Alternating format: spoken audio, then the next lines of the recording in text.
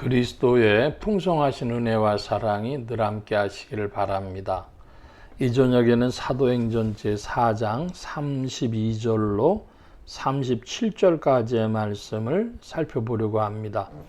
지난 시간에는 사도행전 4장 31절까지의 말씀을 살펴보았는데요. 주요 내용은 그것이죠.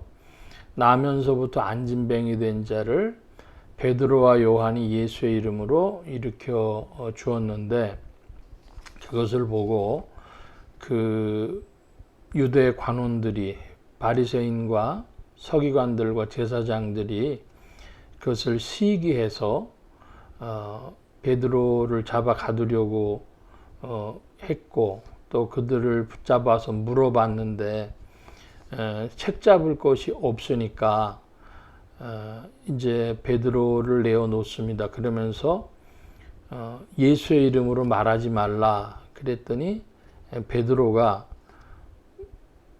예수님 이름으로 말하지 않는 것이 예수님 이름으로 부활하신 그리스도의 일로 나타났는데 그게 말이 되느냐, 그런 변증을 하고, 이제 23절 이하의 말씀에 보면 그렇게 와가지고 그 동료들한테 이야기를 다 합니다. 그랬더니 그들이 이제 기도를 하죠. 4장 24절 이하의 말씀에 보면 대주제여 천지와 바다와 그 가운데 만유를 지으신 이시오.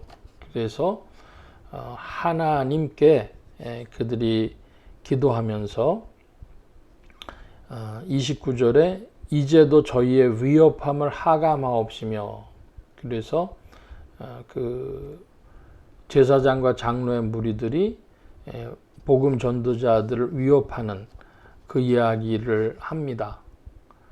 그리고 담대히 하나님의 말씀을 전하게 해주시고, 또 손을 내밀어 병을 낫게 하옵시고 표적과 기사가 거룩한 종 예수의 이름으로 이루어지게 하옵소서 합니다. 자, 지난 시간에 중요한 부분이었기 때문에 다시 한번 말씀을 드리는데요. 하나님의 말씀이 전해질 때 나사렛 예수의 이름으로 표적과 기사가 나타나고 병이 치유되고 하는 일들이 벌어집니다. 이 사실을 오늘이라 하면 이제 2022년을 기준으로 말씀드리면, 성경과 오늘의 시대가 똑같으냐, 그럴 때 정통주의 신학자들 혹은 장로교 등의 신학자들은 다르다고 이야기를 합니다. 뭐가 다르냐? 사도들이 이렇게 사역하던 시대에는 성경 말씀이 확증되지 않았다. 성경 말씀이 확증된 것은 392년경 무렵 카르타고 회의 이런 정도로 이야기를 합니다. 그러니까 벌써 한 400년 가까운 시간이 흐른 후가 되겠죠. 사도 베드로와 복음 전도자들이 이 이야기를 할 때는 문서로서 기록된 문서인 신약 성경을 갖고 있지 않고 구전으로 내려오며 구약 성경과 주의 말씀을 기억한 그것 가지고 사역하던 시대라는 것이죠. 그래서 성령으로 큰 역사들이 일어나는데, 이제 성경 말씀이 확증되고 난 후로는 기적이나 표적보다 성령의 역사로 인간들의 영혼이 바뀌어지는, 인간의 내면이 바뀌어지는 일이 더 중요해졌다, 이것입니다. 이것을 어디까지 강하게 극단적으로 말하냐 하면은 종료이론이라 그래가지고 표적과 기사가 나타나는 일은 이제 성경이 완성된 이후로는 그쳤다. 이걸 종료이론이라고 하는데요.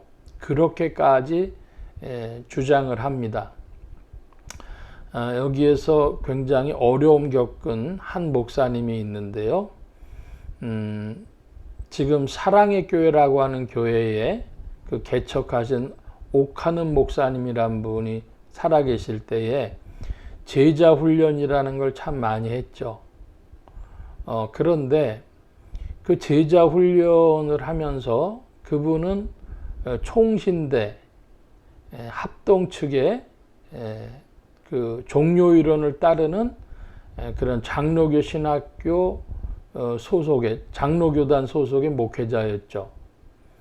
그래서 말씀 전하다 보면 치유 역사 일어나고 기적도 일어나고 하나님의 손길이 나타나고 하는데 그 종료 이론이라고 가리키면 어떡하느냐. 그래서 김인중 목사님이라고 안산의 큰 교회 목사님인데 그 제자 훈련하는 중에 그 목사님을 만나게 됐습니다. 그랬더니 그 목사님이 공개적으로 질문하는 거예요. 오카는 목사님, 이거 종료 이론으로 할 건지 아니면 성령은 오늘도 역사하신다고 하든지 둘 중에 하나 답을 확실하게 하시오. 그렇게 얘기를 하신 것을 제가 옆에서 봤습니다. 난감하죠. 왜냐?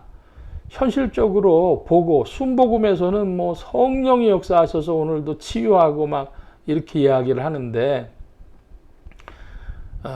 장로교 신학을 따르자니 현실에서 벌어지는 일들하고도 맞지 않고 성도들의 바램하고도 맞지를 않고 그렇다고 그 성령이 역사하셔서 표적과 기사와 치유가 나타난다고 하면 자칫하면 은사주의 교회로 흐르겠고 답하기 어려운 것입니다. 근데 사실은 답을 했어야 됩니다. 솔직하게. 그건 뭐냐? 첫째로 정경이 완성된 이후에 성령의 역사는 다르다. 인간 내면에 초점 맞춰진 것이 분명하다는 것이고 하나님의 말씀이 전파되는 곳에서는 어디나 그런 역사들이 일어난다. 그런데 그런 역사가 일어나면 우리는 은혜로 받을 뿐이지 성령께 기도했더니 무슨 역사가 일어났다. 이렇게 이야기하거나 그것을 목적 삼아서 은사주의 운동하는 건 옳지 않다. 솔직하게. 그리고 이렇게 종료 이론이 나오는 것은 무엇을 세우기 위함인가 하면 교회의 권세를 세우기 위함입니다.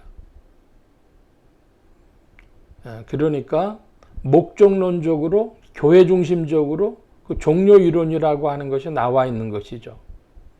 그 오카는 목사님이 좀 솔직하게 얘기하셨으면 좋았을 텐데 그렇게 못하시고 가운데 이제 진퇴양난으로 아주 그 김인중 목사님도 조금 뭐라 그럴까 짓궂어요. 그런 질문을 하셔가지고 그런 기억이 있습니다.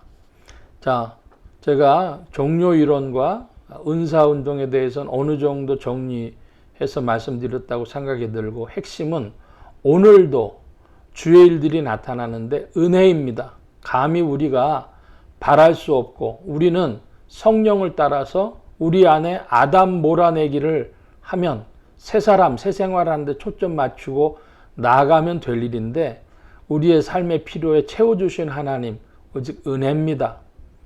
그렇게 주님 높이시길 바라고 32절 이하의 말씀에 보면은 믿는 무리가 한 마음과 한 뜻이 되어 모든 물건을 서로 통용하고 제 재물을 조금이라도 제 것이라 하는 이가 없더라. 사도들이 큰 권능으로 주 예수의 부활을 증거하니 무리가 큰 은혜를 얻어 그 중에 핍절한 사람이 없으니 이는 밭과 집 있는 자는 팔아 그 판 것의 값을 가져다가 사도들의 발 앞에 두매 저희가 각 사람의 필요를 따라 나눠주미로라. 구브로에서 난 레위족인이 있으니 이름은 요셉이라. 사도들이 일컬어 바나바 번역하면 위로하는 자, 권위자라고 하니 그가 밭이 있음에 팔아 값을 가지고 사다들의 발 앞에 두니라. 자, 이게 지금 무슨 말씀인고 그러면 부활하신 예수를 그리스도인들이 만났습니다. 그러니까 세상보다는 뭐가 더 큰가? 그러면 영원한 세계와 주께서 베푸신 우리를 죄에서 해방케 하신 놀라운 역사에 대한 감격과 이런 것들로 충만해져 있는 것이죠. 그래서 모든 물건을 서로 통용하고 제 재물을 조금이라도 제 것이라 하는 이가 없다. 이것은 사유제에 대한 부정입니다. 제 걸 제 거라고 안 하니까요. 이걸 보고 유무상통이라, 없는 자와 있는 자가 다 한 가지로 이제 서로 통용하는 겁니다. 유무상통. 이것을 보고 원시공산사회라고도 부르고, 공산주의 자체는 19세기에 나왔습니다. 19세기 공산주의자들이 자신들의 모형으로 생각했던 것이 바로 이 사도행전 4장이 되겠습니다.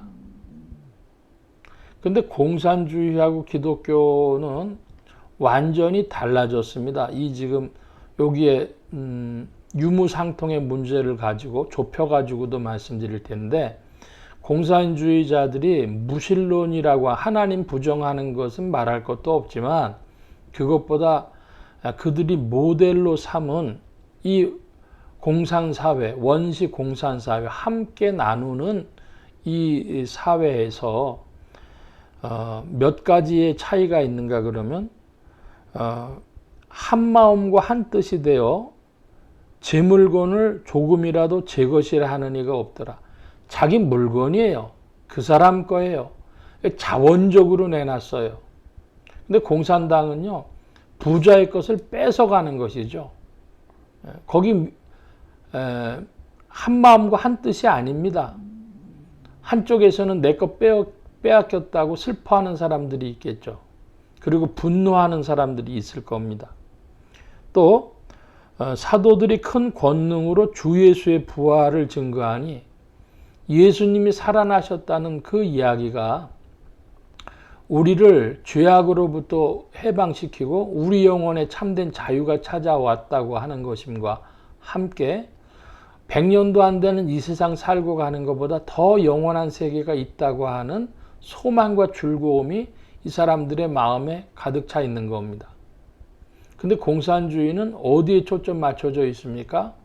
이 세상에서 물질에 초점 맞춰져 있어가지고 이야기를 하는데, 근데 기독교인들은 주 예수의 부활의 소망 때문이었는데 그 사람들은 무슨 소망이 있어요?